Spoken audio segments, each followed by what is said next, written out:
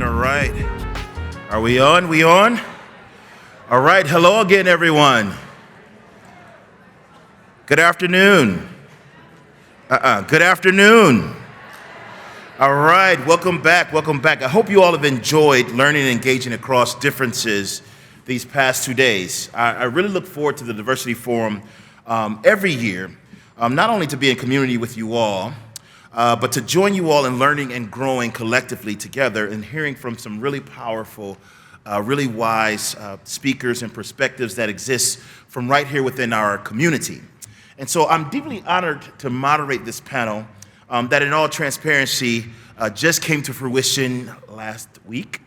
I really think that this, originally this panel was scheduled to demonstrate, to be a divisional panel to, there's a lot of myths about what we do here on campus, and we were gonna do some information, education sharing in that space.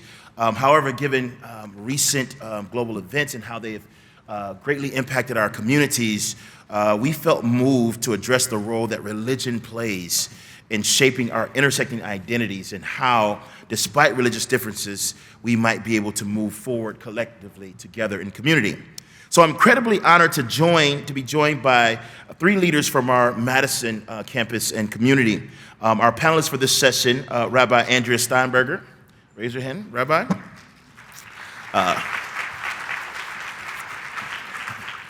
Reverend Erica Liu in the middle here. And Professor Asifa Quraishi-Landes here. You all may be aware that there was a statement that came out from our faith leaders that really, a very powerful statement that was shared by or echoed by Chancellor Jennifer Mnuchin and was recently posted on the Center for Interfaith Dialogue's website. The new center serves to promote religious identity, dialogue, and understanding to make our campus more inclusive and to prepare our students for a religiously diverse world as an important aspect of our diversity efforts. This powerful statement encourages us all to bridge the divide, to come together and really see each other by recognizing each other's humanity, recognizing each other's communities and families and shared passions, factors that unify us more than divide us. This really drives home what we're looking to explore in this year's forum, so I'm excited to have this conversation. I'm so grateful to all 3 of you for making the time to do this. These are 3 very, very extremely busy people, and particularly on a tight timeline for agreeing to do this. I'm ever in your debt. I told them all that, and I mean that. So let me introduce you to the panelists. Rabbi Andrea Steinberger has been serving as a rabbi at the Hillel Foundation at the University of Wisconsin-Madison since 1999. In an ever-changing world, her deep spirituality, thoughtfulness, and compassion have created a welcoming sense of community and home for Jewish students on this campus. She is a teacher, a learner, a questioner, and a spiritual seeker. At UW-Hillel, Rabbi Steinberger provides opportunities for students to explore spiritual practices, experience Jewish learning, ask difficult questions, and come together for Shabbat and other holidays. She helps students create and expand their Jewish lives and practices during their college years at the University of Wisconsin-Madison. Reverend Erica Liu has served as the pastor and director of campus ministry at Press House since 2004.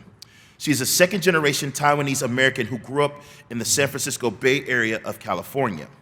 She lives in Madison with her partner Mark, and together they have 2 daughters.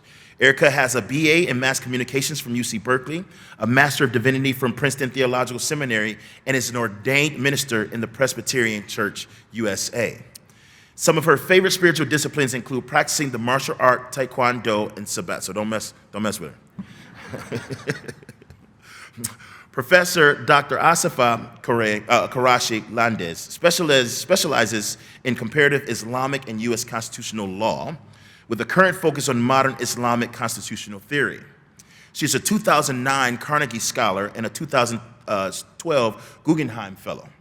Professor Quraishi-Landes holds a doctorate from Harvard Law School and other degrees from Columbia Law School, the University of California, Davis, and the University of California, Berkeley, and has served as law clerk in the United States Court of Appeals for the Ninth Circuit.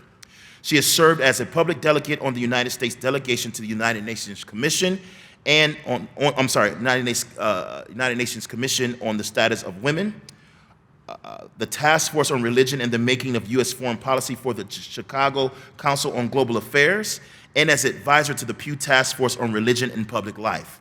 She is past president of the National Association of Muslim Lawyers, a past interim co-executive director of Muslim Advocates, and past president and board member of Karama, Muslim Women Lawyers for Human Rights. She currently sits on the board of directors of the Muslim Public Service Network and is a fellow with the Institute for Social Policy and Understand. So you all see why they are all so very, very busy. So again, thank you all. And now let's begin this timely discussion. I'm going to come sit with you.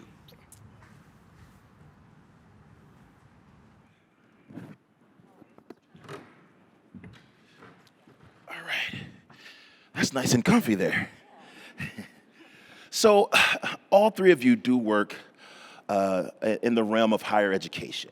Please tell us a little bit about your trajectory and journey towards working, serving, and leading in areas and spaces related to religion and faith. Who'd like to go first?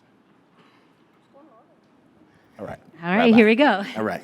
Okay, so thank you so much. I'm happy to be here. I'm excited to hear from all of us and hear about our journeys. So I want to start out by saying a quick word that often when Jewish people talk about our identity, we don't refer to it as a faith identity. Often, although we do talk about our faith, oftentimes we refer to who we are as a peoplehood or a culture or a family or an ethnicity. So I want to bring that into our conversation as we talk. I was thinking about Erica's introduction and also wanting to say, too, that part of what landed me in this place is that I'm a child of a Holocaust survivor. My mom was born in a slave labor camp in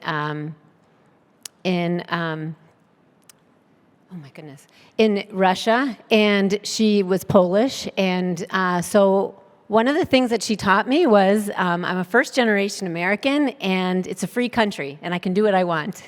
So the way that relates to who I am, in college, I studied psychology and Jewish studies, and I wanted very much to be a psychologist. I knew that it was what I should be. And then I thought more about what was in my heart. And it was actually taking a women's studies class at that point. School was women's studies, not women and gender. And I studied people like Sojourner Truth and Bell Hooks, and I learned about the drive within them to change the world so that they could be leaders, talking about their own faith journey and their own journey and courage. It made me think about what I wanted to be in the world. And in my gut, I knew that I wanted to be a woman who is a spiritual leader in my tradition. I wanted to wear my identity on the outside at all times and live in my Jewish identity. And so that's how I came to be a rabbi. And some people talk about their calling, and for many years, I refused to say it was a calling. I talked about it as an intellectual choice.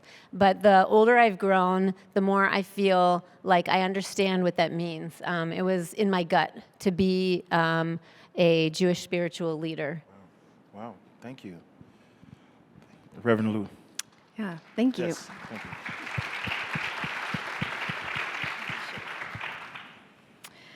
Yeah, so I was born to immigrant parents. My parents are from Taiwan, and my dad grew up under the Japanese occupation of Taiwan, so his first language was actually Japanese, and by the time he came to America, it was like his fifth language. And this wasn't something I really realized until later in my life, but it certainly impacted the way he came to the U.S. And my mom and him were an arranged marriage, and so they came to America, and we were not a religious family, kind of culturally Buddhist.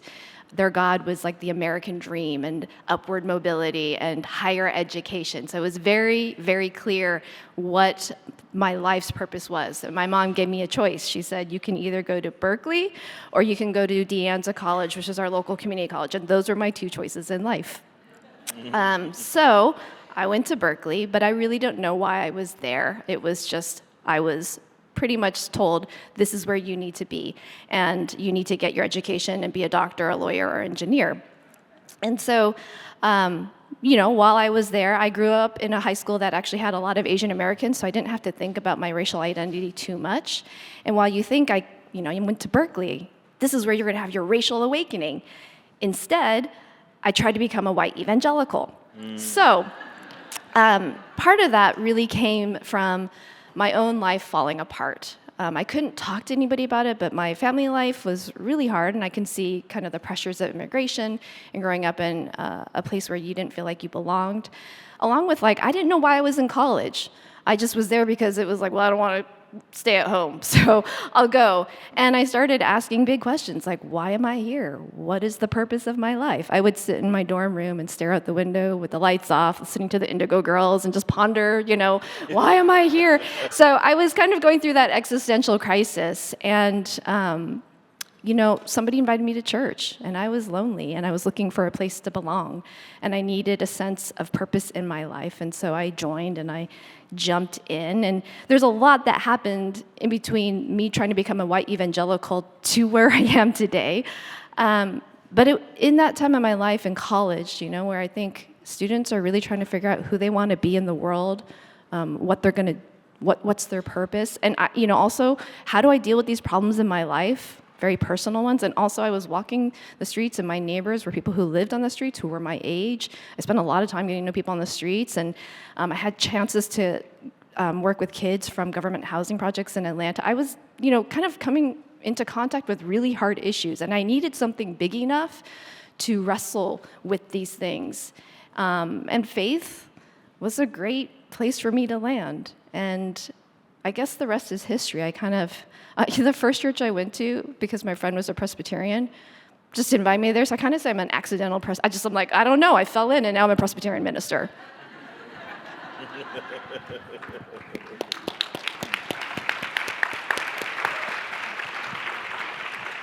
Well, I'll round out the child of immigrant story. So score one for immigration, helps our country, doesn't hurt our country. I am the child of an immigrant also. My father was born in Jaipur, India during the British Empire, and was one of the families that migrated to the newly formed Pakistan. He was one of the younger children. His older siblings stayed in India, so he was one of the family that was split right down the middle. And other than him, they never saw each other again. He got a U.S. passport eventually and was able to go back and forth. But, many stories of pain, of why people emigrate is, you see right here on the stage. I'm not in pastoral work. I'm a professor. My work here, my reason I'm here, I guess, is because I work on Islamic law and Islamic issues within the realm of law and Islamic law. And how did I get there? Well, I was in college, also at Berkeley, very interested I found myself thinking about justice and society, and classes that talked about how do you make the place fair, and how do we deal with each other in a fair way. And I found myself in the legal studies major, and it was really interesting questions. Why do we punish people? How do you compensate someone for a harm? These are really interesting questions for me, and I kept asking myself, well, these are common questions that every society has had. We're not the only ones who deal with murder or marriage or whatever. Other societies must have asked these questions, and they have also answered these questions. And I was really frustrated that none of my classes talked about anything other than the Western experience with these questions. Nothing about the East, nothing about Africa, nothing about the Muslim world. So I dug in and started to study Islam and Sharia on these questions, and that became my field. And I was really interested in comparative theories of justice and learning across these different historical moments and racial and ethnic and religious moments that we can all learn from each other to do a better job at being fair for everybody. So that's how I ended up bringing this into my field. So I teach constitutional law and Islamic law here on this campus. Thank you, Asifa. And that's really a good segue to this next question, which is, the idea that the work that you all do extends beyond higher education. But can you tell us how and or why you have interwoven faith work more profoundly into your work in higher education? We could start with you, good Reverend. You, hello. Or Andrea, or whoever. Sure. Okay, I'm looking both ways. Sure. Right. So back to my days at Berkeley, where I was wandering around trying to figure out the point of life, and I jumped into white evangelical community, and I was taking a class my junior year. Professor Harry Edwards, well-known sociologist, he was kind of part of the movement to boycott, I think it was the 1968 Olympics, and I was sitting there in his class, sociology of sport, and suddenly he starts talking about the Levite's concubine, which is a story from the book of Judges, and it's a very traumatic story. Even if you don't know, that's all you need to know, is that it's a very traumatic story, and there's a lot of difficult issues in there around misogyny and sexual assault and things like this. And he was talking about that, at the time all I could hear was, he's talking about the Bible, and I'm a Christian, and therefore this matters some way, I don't know how. And he was trying to make a critique about, I think, the way religion can shape culture, societies, and the way things happen, play out with different isms. And I wrote a note to him after class, and I marched up, and I gave it to him. Well, I actually don't think I gave it to him. I think I left it on the counter, and then I scurried out. Well, then the next week, he decided to open class. He said, I got a very interesting letter. And he unfolded the letter, and to my horror, he started to read the letter from me. And, at the time, I just felt like, I need to defend my faith. I feel like he's misrepresented me.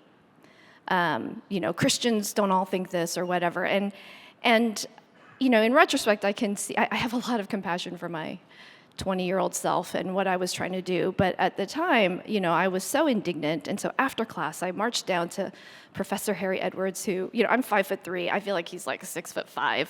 And I looked up at him, and I was like trying to argue with him in an intellectual way. But I didn't know what I was talking about, to be honest. I was just kind of trying to regurgitate all sorts of things. But from that experience, and what unfolded was a real sense of like, how do I think about faith in a critical way, in an intellectual way that isn't, an either or. And because of that, and because college was such a formative time for me, and wanting to kind of intersect with all these different things, with identity, with what I was learning in the classroom, but also in my faith community, to me, like being on campus at this point in life, when we are exploring so much and when there's so much ability to talk about ideas and be with different people, is such an exciting opportunity and possibility. I didn't think that then in the moment. I just felt honestly a little humiliated. But from that experience, I think it's why I've been in campus ministry and why I really wanted to work with college students and be a pastor, because it's such a great opportunity to ask these tough questions and hopefully have a container to wrestle with that in community. Thank you. Rabbi Andrea. Well, I have often thought about, and it's so helpful to hear you talk about it too, Erica, what it's like to work with college students.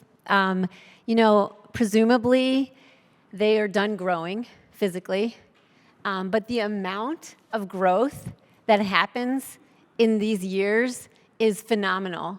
And I also think all the time, and I use that same phrase, of my 20-year-old self.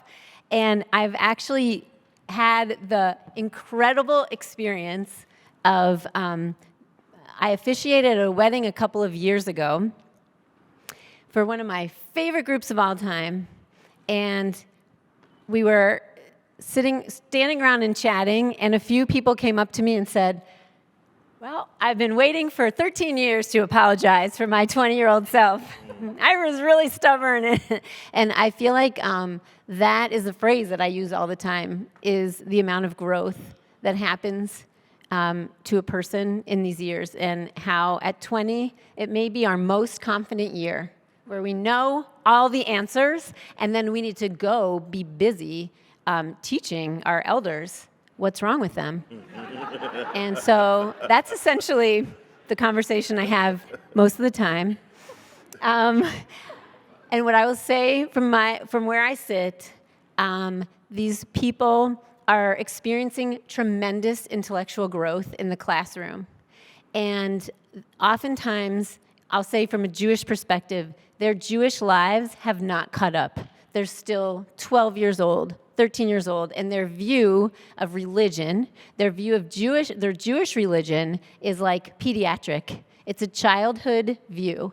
And so I watch students be able to have their spirit, their heart, their sense of meaning grow in these years. And that is every bit as essential to have a maturity of spirit as it is to be able to have an intellectual conversation and argue a point. So that has been what I say my work is here on campus, and how it fits into higher education is, these are your students, these are our students, and the growth that they are doing outside of the classroom is essential to their being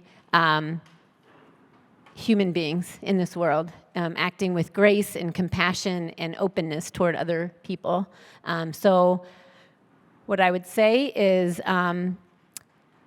the growth of learning how to do good deeds, good works in the world, the growth of finding strong and supportive relationships in their lives, and the growth of finding a sense of meaning and worth in who they are and what their life is to be about. So that's what I hope they are doing alongside going to class.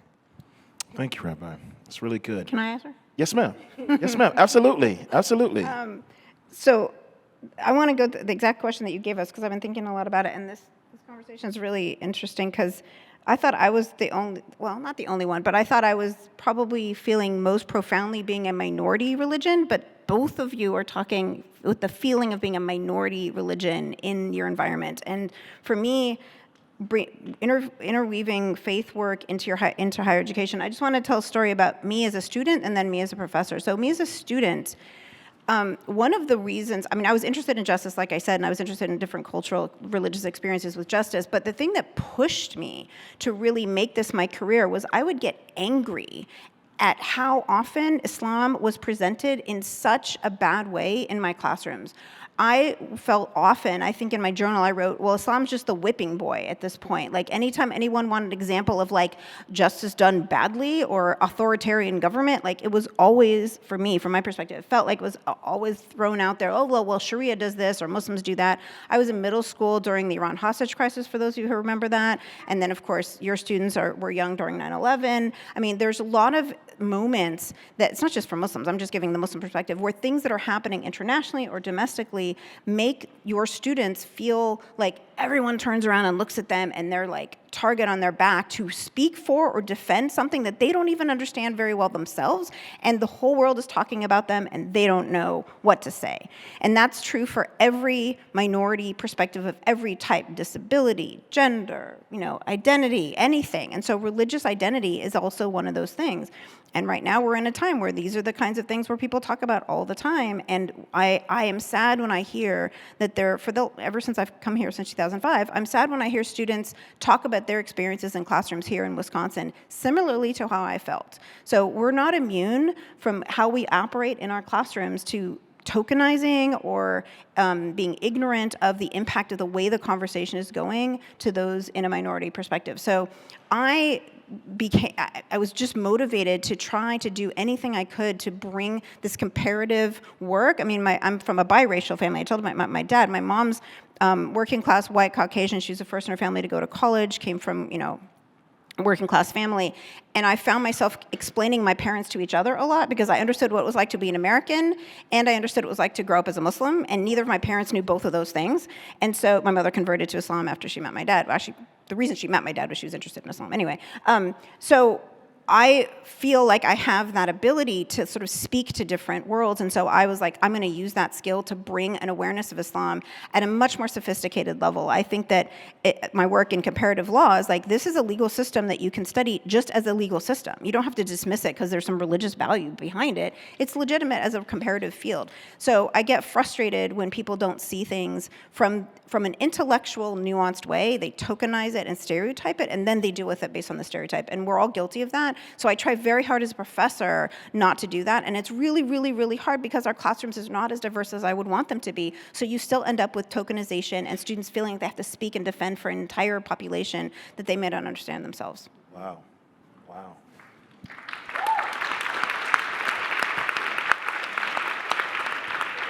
Dr. Quraishi-Landes, you've been doing an excellent job of segueing us into the next question, and this one is the same. As we think about working in and around a large public research institution, it means working with individuals who may differ in religious beliefs than we all have. And so often discussing faith and religion can be incredibly personal, can be an incredibly personal experience, and thus a lot of emotions can bubble to the surface. And so with this in mind, and thinking about those dynamics in the classroom that sometimes is faculty, student to student, situation, staff to student, how would you encourage students to engage in respectful dialogue with each other around issues of religion and faith on campus?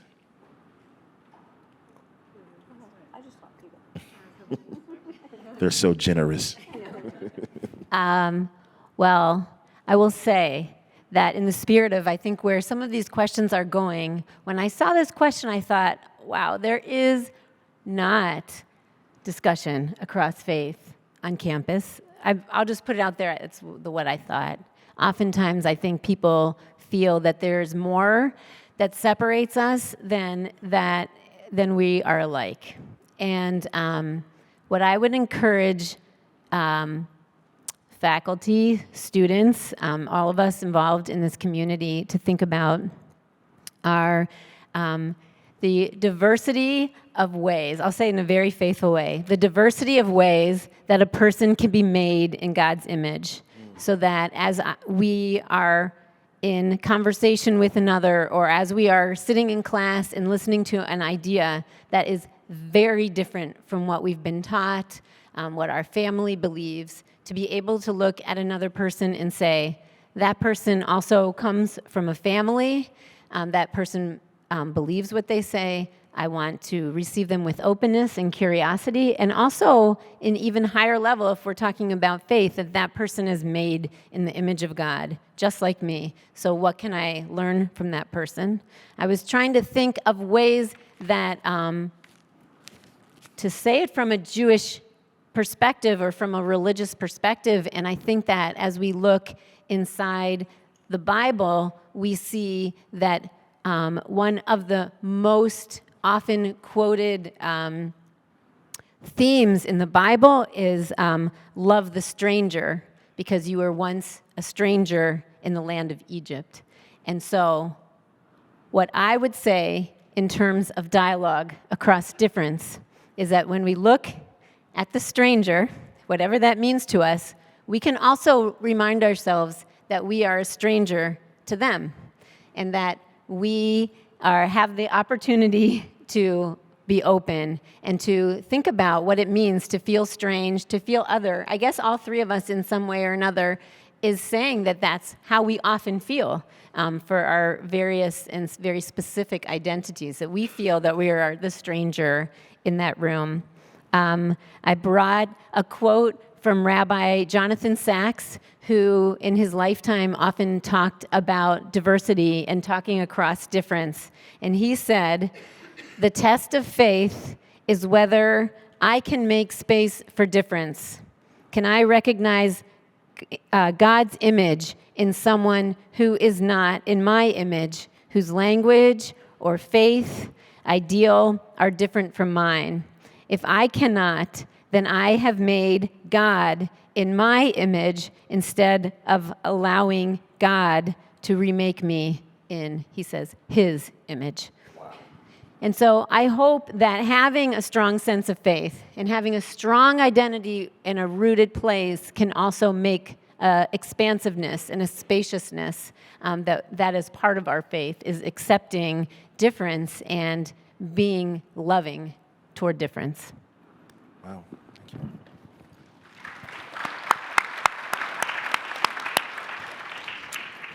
Thank you, Andrea. I would echo and affirm a lot of what you've said, so I don't want to just regurgitate that. I think maybe what I could add, another element that I think about is helping students to understand, not only that the other person they're encountering who is very different, that they are made in the image of God, but really assuming that there's something, a gift that person has to offer to them, that they can learn from them, and that their well-being is tied up with their own well-being. So a sense that, if they're not well, then I can't be well if we're going to be in community together. And to start with that assumption can really change, I think, a dynamic about how we approach things. Not like I'm going to win you over, argue you over, prove you wrong, but a sense of, I think obviously, like, I love breaking bread. It's like my favorite thing to do, to share a meal, because it humanizes. It reminds us that we are human together. So when there are opportunities to connect, I think, outside of, let's debate and how we're different, but to say, like, let's share some life together. And college is this amazing time. Like, when else do you get thrown? Like, I actually always think, like, why do we put strangers in dorms together? That seems like the wildest experiment we could ever do. But also, what an opportunity to learn to live with people who are different, to say, if they're not doing well and you're living and sharing a dorm room, you're not going to be doing well either. But to really say, like, our well-beings are tied up together. So how do we be in relationship with one another that pursues the sense of what's good for you can be good for me too? I'm not saying that there aren't differences, but to say our well-beings, those are things that really are tied together. Yeah, when I first saw this question, I have two answers. One is, it's the same skills that I use when I teach constitutional law. I teach affirmative action, abortion, same-sex marriage, fundamental right. Every single big issue that we've been fighting over in our culture wars, like, shows up in my classroom. And so the students get into fights, it can get really heavy. And so I constantly am reminding them, I start the semester this way, and I keep reminding them, I say, you're going to hear things that offend you, and you're probably going to offend people in this classroom. Just don't be personal. If anyone's taking personal attacks, I will interfere. But if you're saying something that another person has never heard before and they're shocked to hear it, then that's actually a good thing for your education, because I'm not doing my job if you all leave this university and have never encountered the idea that is out there in the world that is making policy, that is showing up in courtrooms. You have to hear it here. So everyone, bring your experiences, your ideas, your feelings, your beliefs into the classroom, and I'm going to create this space where we're going to learn from each other. And I will hold on to the civility of that space as best I can. And you have such a great opportunity, back to what you said, to be around people who think and believe and live very, very different from you. And don't waste this opportunity. Don't feel scared by this. You might be scared, but don't feel intimidated and silenced by this opportunity. Fight back, say what you think. And then trust us to handle the space. That's our job. We create these environments to help you work through it. So I brought a former student to help me with. I had a really tough semester one year, and I brought a former student who's a judge in town, and he said, this is your training ground. This is your boxing ring. This is where you get to try all this out. And so so I would say the same thing when it comes to religious differences. Yes, we disagree on a lot of things, and we could even fight about it, and God forbid it sometimes gets violent out there. Let's not make it violent. Let's learn from it. Then the second little caveat is to Muslims. If I was speaking to a Muslim on this question, I would tap into a very basic principle that is the core principle of all of Islamic law, and that is that all interpretation of the rules of God that God has given us is understood to be fallible. In other words, we humans are reading this scripture and we're drawing conclusions from that. And from the beginning, all of the scholars of Islamic law acknowledge that at any moment you are taking the scripture and adding your own human interpretation to it, that is a fallible human process. Therefore, you may or may not get it right. And so that's why there's so many different schools of Islamic law. If you actually look into it, there's several different schools, and Muslims can choose which one they want to follow. Why are there so many schools? It's because everybody admits, like, well, I think I'm right, but there's a possibility that I'm wrong. And also, there's a story from the Prophet that says the person who does this interpretation and arrives at the correct answer will receive 2 rewards from God in the hereafter. But the person who does this interpretation work, by the way, that comes from the same root as jihad, so it's called ijtihad. So jihad's not a bad word, it just means to struggle, do something really difficult. Anyway, so ijtihad, the person who does ijtihad and arrives at the wrong answer will receive, anybody happen to know? Not punishment, but 1 reward. So you get it right, you get 2, and you get it wrong, you get 1, like A for effort, right? So the other thing is that is so important is we don't know who's getting 2 and who's getting 1 until we're all dead. So here on this earth, we all have to interact with each other like, it's possible I'm getting 1 and you're getting 2. So therefore, I have to respect your interpretation is just as valid as mine, because who knows who's getting the 2 at the end of the day. And every Muslim who studies Islamic law knows this. and should incorporate that into their life in everything, on everything that you do. A human interpretation, every belief you have is fallible. So respect everybody else's efforts too, and then we can be a lot more humble when we interact with each other. Wow. Wow. So, Dr. Quraishi-Landes, you're on a roll because you gave me something, another segue. You talked about, faculty and working with students. As I look into the audience, I see a lot of my peers, and there's lots of us out here who wish to support students in their journey, in their journey for their identity development, as Rabbi Andrea, you talked about. I mean, ages 18 to 22 is student identity development. Students are moving through autonomy towards interdependence, and they're coming up with their own ideas and realizing who they are. This very critical moment in their lives. And many of us, we care about it and we're passionate about it, but we also get paid to support students through their developmental processes.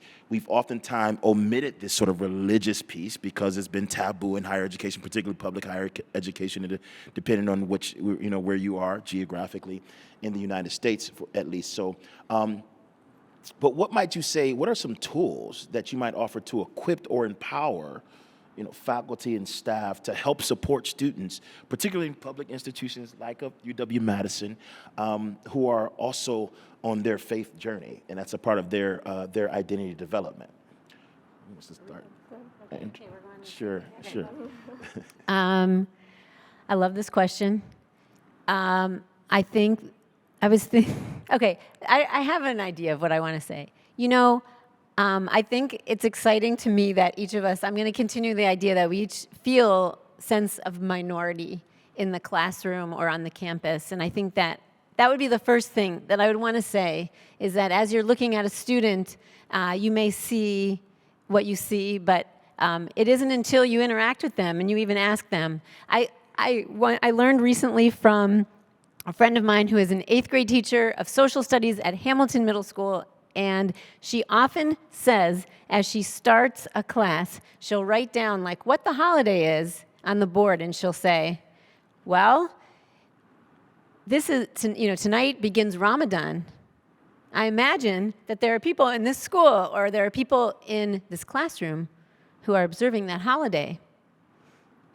And then she waits to see, are there heads nodding? And she'll say, I would like to let people know that if you'd like to share experiences, we would sure like to learn from you. And I actually think that sounds very 8th grade, but I think that it is very helpful. I think that many students come into class and they hide as much of their identity as possible in order to have a safe and as pleasant as possible experience for that hour and 15 minutes.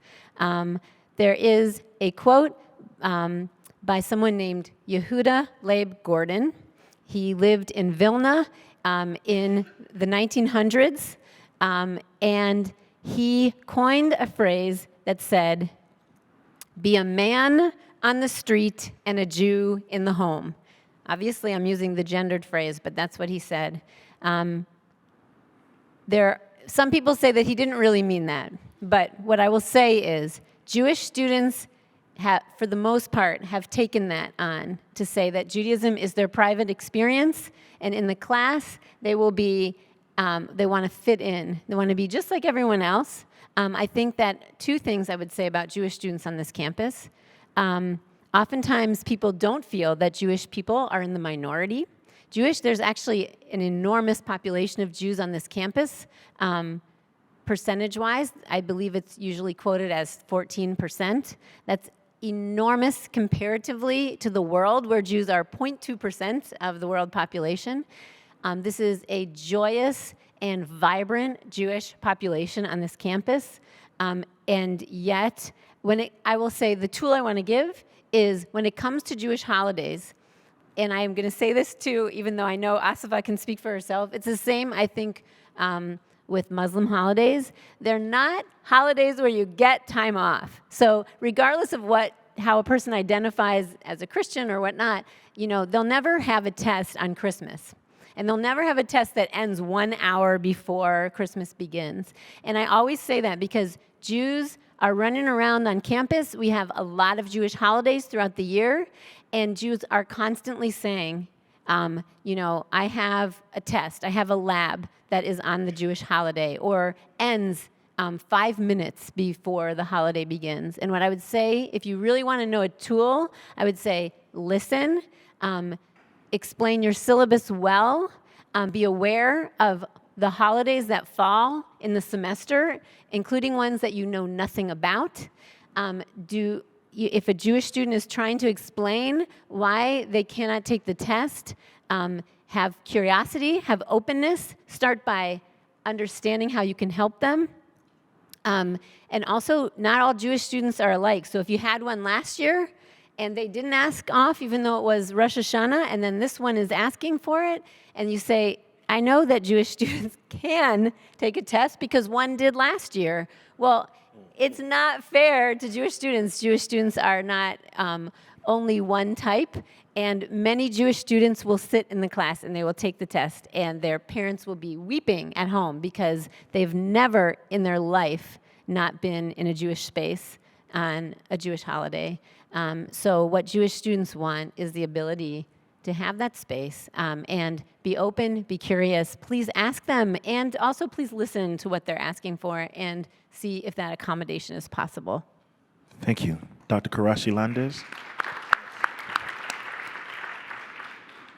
All of that was great. I want to add even more, though. I mean, I think that we as an administration, this is all people who have some privilege on this campus. You have influence. And so a lot of the times the onus is on the student to ask for the accommodation. That's singling myself out to ask for a favor. The students who want a holiday on Christmas don't have to ask for a favor. So you end up like sucking it up, like, fine, I can do it. But if the administration took the initiative, if every faculty member was given a calendar before the semester started of all of the holidays and what types of accommodations you could already build into your schedule, if it's possible, and sometimes it's not possible, but if it is possible, what kinds of accommodations could you make? Then you don't put it on the spot of the student. I love the Hamilton example, but if that had been me, I was a very shy student. Nobody believes that today, but I really was very shy. And I would have sunk into my chair if the teacher had said, oh, would you like to share Ramadan with us? Like, no, but it would have been really nice if the teacher included Ramadan as part of the regular curriculum, and then I wouldn't have had to say anything. And then my friends, especially if it's already a hostile environment where out in the hallway I get called terrorist if I'm a Muslim. So I don't want to identify as a Muslim because now I've just outed myself with a lot of harassment outside. So taking the initiative on our end and making it our problem and thinking about this ahead of time, it's a lot more work, but I think the reward is much better to make everyone feel included without having them to do the work. I got an award last year for a teaching award, and it was in Ramadan and during the daytime, and there was food. And I asked, well, could we just move it a couple of hours? And they said, no, sorry, but you can have a take-home box. And I'm like, dude, I'm getting an award for teaching, and it turned out I wasn't the only Muslim there that day getting the award. It was a university-wide award. It was a chancellor's award. So, we can do better. We can do a lot better, and that's me as faculty. I'm a privileged faculty. I'm not a student who's scared about calling attention to myself. So that's what I would say. I think we can step up and not put the onus on the students. Wow. Reverend Erica? I would just affirm what Andrea and Asifa said. I don't have any more to add. They said it well. All right, awesome. Well, no, thank you very much. That is very impactful, very helpful for us. I started this during the intro, talked about the letter that I believe each of you have co-signed on. It was a collective statement encouraging our campus community to see the humanity in each other during this very difficult and heart-wrenching time of the Israel-Hamas war. What led you to come together or come to present this powerful statement, and what are the important lessons that you all have or you all feel that we should take from that statement? Certainly, we valued it as university leaders, and the chancellor echoed that, and it was it was impactful to us as individuals as well too. So what should we be taking from that? Either the process or the content in the letter itself. You want to start? Sure, Rabbi Andrea. Well, I'm very proud of the letter, but most of all, I'm proud of Asifa, because Asifa is one of the co-writers with Rabbi Bonnie Margulies. So we are signers on your letter, and I feel very proud of that. Do you want to start? I think you should. All right.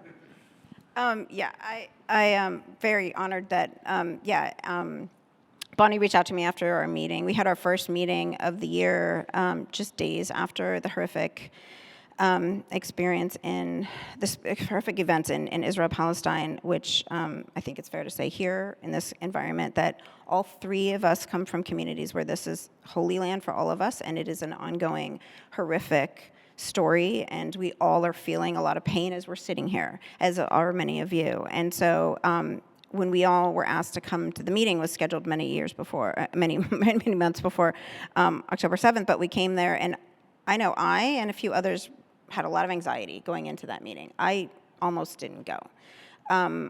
I like the feeling of othered. I wasn't sure people would understand my pain, what I knew that was going to happen to my community.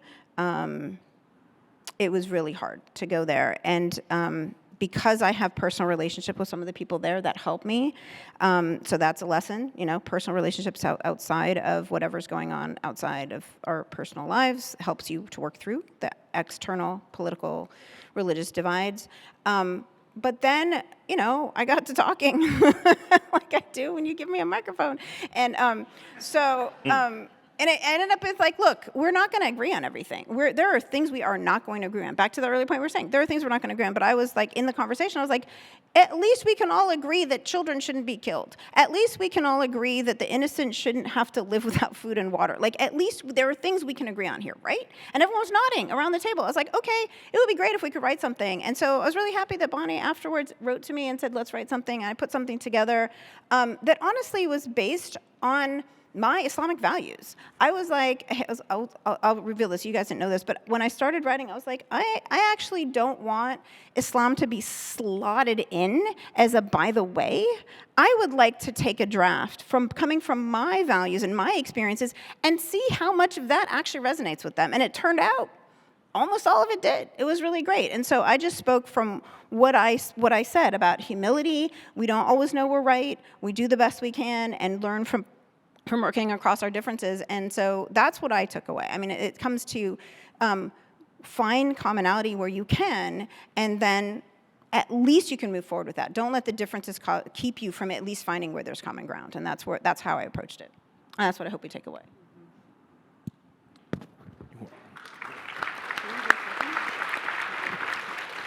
Reverend Liu. Yeah, so a concept that I like to use in my community is holy friction. And I talk about holy friction as a sense of what community, especially community across difference, looks like. So, conflict is inevitable, but a lot of people don't want to deal with conflict that's toxic, life draining, because who wants to do that? That's no fun. We've grown through middle school, let's put that behind us. And because there can be such an avoidance of conflict, then also, people just will say nothing.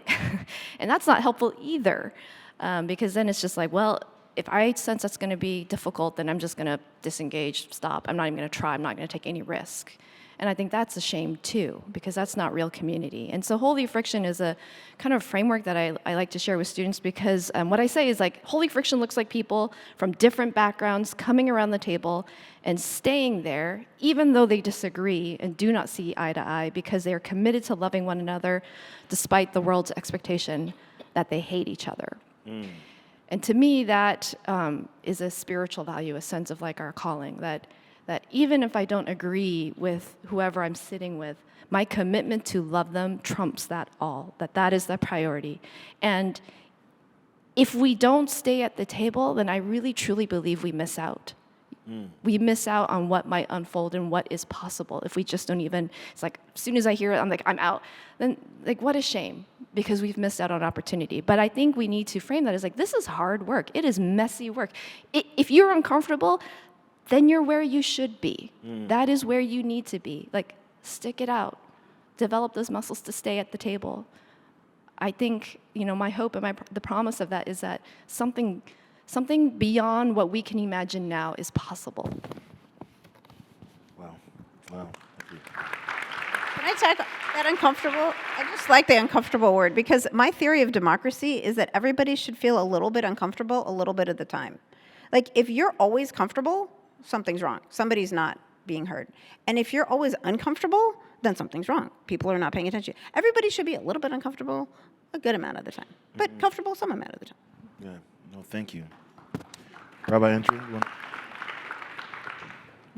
So as coming third, this is good because there isn't. I would say everything that you said, and I'm trying to think of ways to dig and get into a few other places. I think the letter came from the Israel-Hamas war, but I think that the tensions are there in our communities, and the few things I want to say are that I think that this war is very personal to many students on campus, and there are students who have lost family members. I imagine it's similar for you, Asifa, but I really don't know a Jewish student who doesn't know someone who has died, or someone who is a hostage, or someone who is in the army right now. And that's what I hear when I talk to Jewish students. And I know I assume that's what you hear as well. I know that's true of students. I personally have one friend that I know from college who lost 100 members of her family in Gaza, and my sister-in-law lost 30 members of her family in Khan Yunis. So when you're in the classroom and you're teaching students, this is what's happening in their personal life, and they're carrying that pain. And so what does that have to do with us on campus? And what I would say are that I think that Jewish students, and I'm going to add in, whether you call them Muslim students, Palestinian, Arab students, someone who looks like they may be Jewish or they may be Muslim or Arab, they're getting singled out in ways that are extraordinarily painful for them. They feel like they're walking on the street, standing in line for some food, and someone will just turn to them in a public way and yell at them. I'm not even going to say the things they're going to say because I don't even want to be involved with that at this moment, but they're targeting them for what their identity looks like. I know it's happening to Jewish students. I know it's happening to Muslim students on campus, and I'm sure a lot of you here, you're spending your whole day talking to these students. It's very painful, and it's very personal, and so what I wanted to accomplish with that letter personally is the feeling that we can acknowledge that we're carrying around pain, and that that please let it not continue as violence on this campus, and that that would be my hope as a faith leader or as a person of faith, is to say, how can we address issues of difference other than physical violence or verbal violence against one another. And what I hope, and I don't feel that it's happening, but I feel hopeful that it can, is that it leads not to more social media posts, but more quiet conversations among people, more curiosity, more interest in each other's differences and each other's stories. And I think that the antidote to violence is conversation. It's listening to stories. It's telling one's own story, listening to our fears and to the fears of the person that we're talking about, being vulnerable and hearing vulnerability in another person. We're not here to win or to be the one that tells you what the truth is, but we're here to hear one another's stories and to be wiser and more mature human beings as a result of hearing those stories. Can I just add a little? That was so wonderful. And you're right. The statement was written not just about this particular issue. This was the catalyst, but it was written in a very broad way that, this is just one of many issues that fractures our society and could get violent. And so our motivation was let's at least not hurt each other here. There's a lot of pain out there. Let's not hurt each other here. And it could be, abortion, MAGA, whatever the issue is that we're going to fight over. And then the point about conversation, 100%, 110% agree. But again, thinking about my audience here, a lot of you are in places where you can facilitate those conversations. These people are young people. They may not have the skills to have that conversation without it devolving into hate. But if you're in a situation where, like, I don't know, you're handling a dorm or you're handling meeting rooms or gathering spaces of any kind, you can hold that same space and give them the tools, model the way to talk to each other, because they may not be able to talk to each other. That's why they're resorting to social media posts. They can't talk to each other. And so if you're in any, I mean, this is just a plea, if you're in any opportunity where you can hold that space for people, even especially if it's uncomfortable for you, like, you can do so much good to just create that environment and help facilitate those conversations. It's not going to be one meeting that's going to solve everything, but give them that practice time, because they probably aren't doing it on their own. So I want to give time for questions, but I do wonder if we could be succinct. I want to say this really quick and give each of you sort of a last 60 seconds to respond to this before we go into questions, and give 15 minutes for questions. But from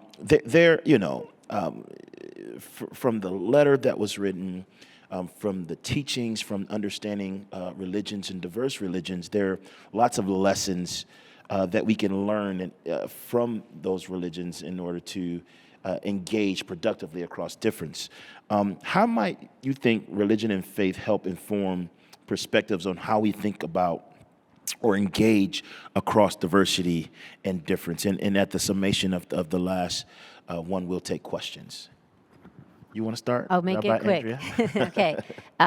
Okay, so the way I want to answer this is with the words of a rabbi named Hillel, and that is what our organization is named for. He was known to be compassionate across difference. He was a rabbi who lived in the 2nd century. He said 3 questions. If I am not for myself, who will be for me? If I am only for myself, what am I? And if not now, when? What I think that means is, if I am not out there looking over, if there are people who are saying things about me and I'm not speaking up for myself, that I'm not doing myself justice, I need to start by telling my story, bringing my own needs to the table. But it doesn't end with me. My worth in this world is also determined by the ways I listen and I give, and I'm curious about others. And finally, what am I waiting for? It's not for tomorrow, it's for today. Do it today. Well, thank you. Speaking as a person who leads in the Christian tradition, I would say 2 things to those who that might resonate with. The first is the story from Genesis 11, the Tower of Babel, which is a story about these humans coming together and they're really homogenous, and God, and this is like a very Cliff Notes version, sends them out, confuses their language and sends them out. And I see this as this wonderful kind of God like affirming, like, I've made creation to be wonderful and diverse, and that is a great and wonderful thing. So this real affirmation that the ways that we are different is the way God intended us to be. So that is the first affirmation of, like, this is really important to understand about why we're so diverse. And then second, Jesus, I think one of the most famous things he's for, and one of the hardest things he says, is love your enemies and pray for those who persecute you. And like, I'm always like, God, why did I choose Jesus? That's really, like, that is so hard. But it's compelling. It's so compelling.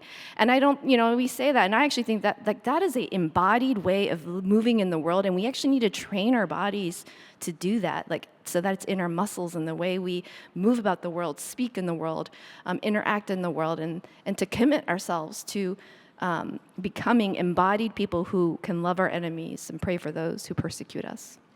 Wow.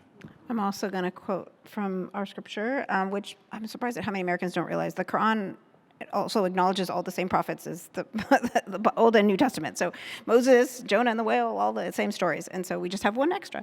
One thing is that the diversity and differences are considered a blessing. And there's lots of references that Muhammad, the prophet of Islam, peace be upon him, would describe it as a blessing. But the Quranic verse that I quoted in the statement is that we, speaking God as the we have created you into nations and tribes so that you may get to know one another, which I think is an echo of what both of you said, that there is a point to this. You are different so that you can get to know each other. Wow. How awesome. are these leaders?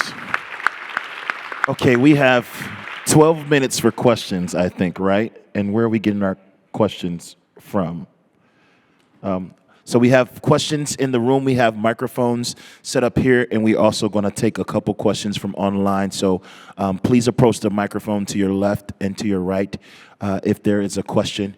And we will begin with one. We'll begin with one online. So a question says, what do you say to students who have experienced hate from religion and are searching for community but are cautious to get involved with religion? I'll take a stab at that. We are Press House is a LGBTQ affirming community and inclusive in our leadership, and that's really part of who we are. And we encounter a lot of students who've grown up in religious spaces where that identity is really not okay. And so they've experienced a lot of harm. And so often if they actually enter the doorway, I'm like, wow, given all the hurt and trauma you've experienced, I'm kind of amazed that you are here and you are welcome here. And if they tell me like, I can't be here because it is so painful, I think a lot of times what they're looking for is a sense that because they've been told that they're going to hell, that they actually need to hear from a person of faith, a spiritual leader in faith, like, no, that's not true. And that you are welcome here, but also if you can't be here, that's okay too.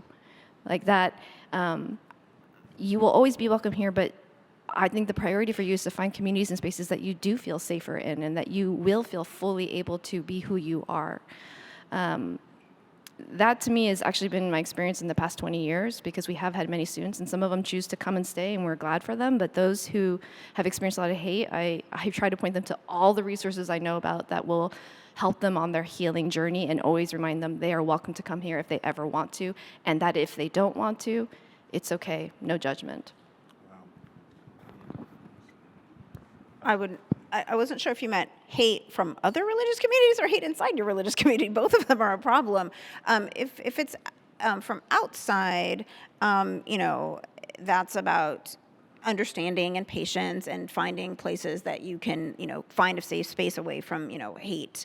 And then speaking to anybody in authority if it's a hate crime, then yeah, it should be taken up and we should deal with it as a society and as a university if it's on a campus.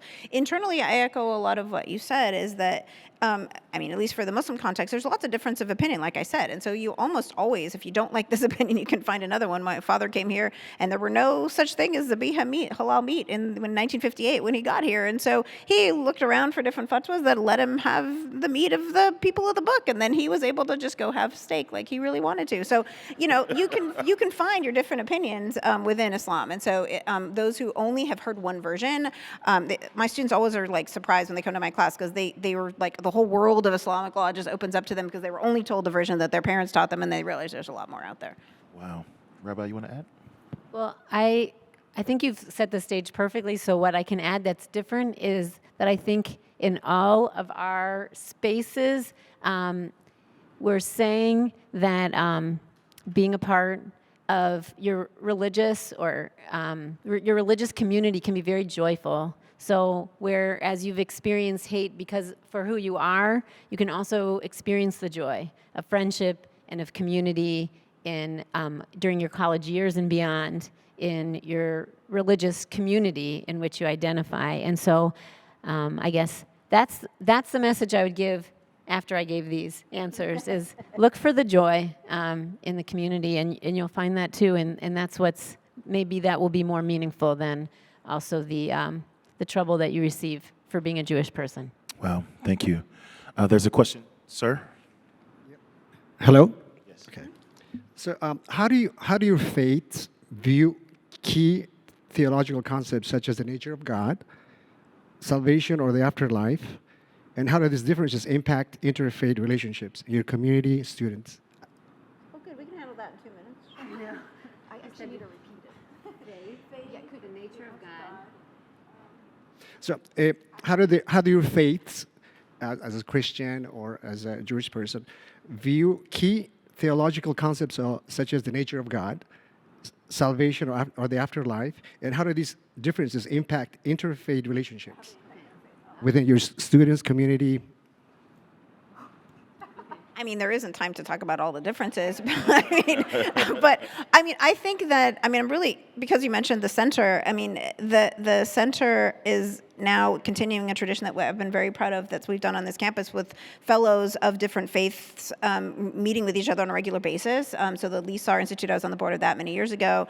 So this is the next iteration of that. And I think that it is a lot of good material for really good conversations. And I like that they meet, they get past the, oh, everything's fine and we all are basically the same and everyone loves each other. Like, you're meeting with the same group of people the whole year round, and so they get past all the niceties and they really get into some really interesting stuff. And there's a lot of commonality, there's a lot of differences across all three of these religious traditions, not to mention others on this campus. And so I think that it is material for really, really interesting, deep conversations about the soul and humanity, as well as God and the afterlife. So that's my answer. It's just really deep stuff. I'm not sure how to answer this question, not because I don't have the answers, but I know that we're in our final minutes. But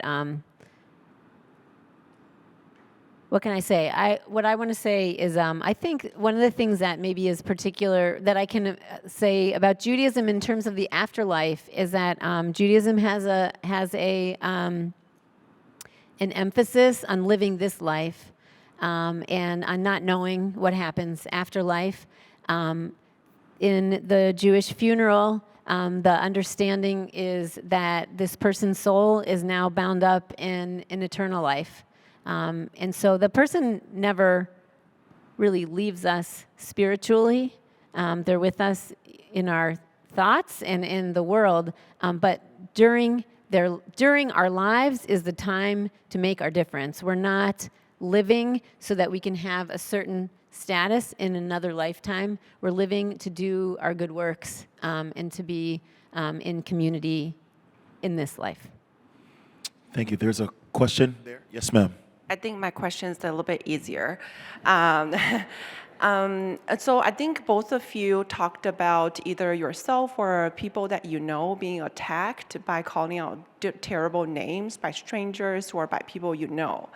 What advice would you give to the person who is being attacked, who is being called out these terrible names? And what to do in that very moment, what to do afterwards to heal from that experience? It depends on the situation and the age of the person. When it happened to me when I was very young in school, I had my headscarf pulled off my head in high school. You're very vulnerable. Like I said, I was very shy, so there's very little I could do. I had teachers, when current events were presented, they would finish, the student presented current events, and then the teacher would say, and this is why you can't trust Muslims. Like, the teacher said that. So, I just shriveled up in my seat. So there's very little I could do at that time. So if somebody was to come and tell me, what can you do? The best I could do was have friends. And then the friends were like, it's okay, Asifa, it's all right. So that's for young people, is trying to just do whatever you can to help them to feel that they can be seen and heard, even if they're in situations where they're not. If it's big, if it's a hate crime, if it's a violation of a university policy, then we could do something about it. Take it up, and then if we have some kind of reporting system or something, we can create an environment where we know that certain kind of, racial, religious, other kind of epithets are not tolerated, and then maybe that would change that. That's what I would say to the person. If they're in a position that they can report it, I think we should know that that's happening, and we can do something about it. Yes, and on this campus, you can file a bias report. Now, what I'll say to students, and I think I can hear it in your answer, Asifa, is it doesn't mean necessarily that there's going to be this big thing that happens of it, but I do think that it's important that our administration knows that even if it's happening to a student on the campus, that it's now on a record. It helps you know what's happening with our students, and also a lot of times people will insist on being anonymous, and that is very tricky because the more information you can give, including your name, I believe, the better it is for our university to understand who it's happening to and why, and to be able to even interact with the student if you need more information. So it's not necessarily that, somebody's going to come and arrest a student because they said a name while you're waiting in line for pizza at your dorm. But for the university to know about it is really, for knowledge and for training and for understanding what's happening to our students. It's very important. Reverend Liu, you have the last word? Okay. Wow. Okay, so we have we have 2 minutes. We good? Okay. All right, last question. I often lately have heard from 16 to 30-year-olds about that age bracket in my practice as a therapist, that they have no religious practice or desire, yet see themselves as spiritual. The reasons behind this often come from the feelings of feeling dismissed, judged, or on the extreme side at times, controlled, such as the trauma from cultism. How might you promote healing in those dynamics while not pushing your own beliefs? Ministers, I don't do ministry. I can't. I need a second, though.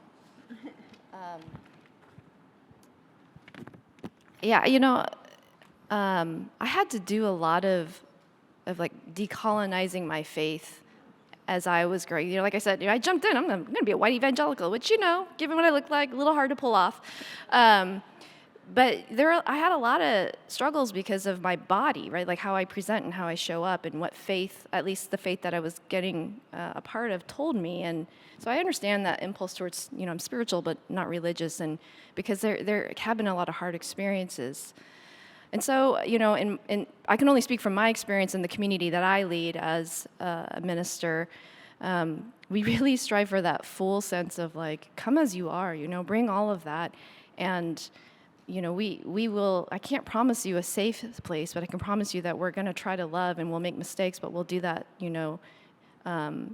with grace and with compassion. And, I think, there's so much that in my mind, I think the history of Christianity in this country, this settler, colonialist, American Christianity that is unique to what has caused so many systemic problems that we face, and that's all wrapped up in, I feel like, how people experience, students here experience faith. And, Christian faith is kind of the dominant one here, and there's so many things with that go on. And so they're unwrapping. I feel like when they say that, they're really talking about these systems that they've experienced, and they don't really have language. They just know, like, I don't want any of that. I see the harm. And, I think about what Andrea said about the joy and what the gifts are. We forget the gifts of community. And so what we're really trying to do is provide space for them to have a different kind of experience. But I understand when they don't want to take that risk. And so sometimes I think about the way I offer that and hope that if they don't take that invitation now, that maybe later in their life they'll remember and they will find a place that they can. And so, we get to journey with these students for this amazing period of your life, right? Like what that happens now, they'll remember for the rest of their life, and the formative experiences. So in whatever ways that we can walk with them to, plant seeds, maybe they'll have really amazing experiences at Hillel or, in the classroom or at Press House and other communities, but it might be that one conversation and you never see him again, but that will impact them the rest of their life. And so if I can impart a sense of there is hope, there is healing, that is there for you, then I have to have faith after that. Wow. I deferred. I said I'm not a minister, but then I thought of something. There is this tradition in Islam that says, if you take a step towards God, God comes to you running. So even if it's just a little bit, go in the direction that feels right. There's also a Sufi saying, the one who knows himself knows God. So just do what feels right in here, and I always see it lead to some higher awareness, whether it's religious in a formal sense or some kind of spiritual awareness, but having some guide that's beyond you, I always see that happen when people are sincere about it.